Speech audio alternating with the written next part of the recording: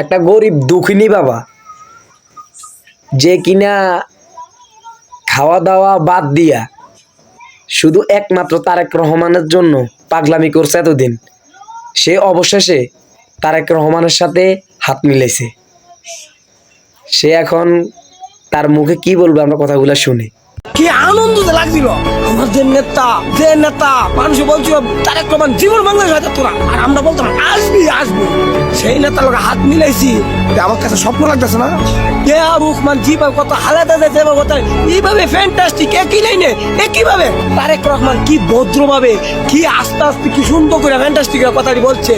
বাবা রে বাবা, সে বলতেছে আমি যদি বিএনপি ক্ষমতা আসতে পারি, তারেক রহমান বললো মানে ফ্যামিলি কার্ড, এরপরে আপনার ওই যে গরিব শ্রেণীর যে কৃষি কার্ড এবং কোনো এই যে শাহবাগ দেখবেন কত টুকাইরা মুই মুরব্বীরা আমি বুঝলা ঘুমাইতে, এইগুলো আরো নিয়ন্ত্রণ করবে আমাদের তারেক রহমান।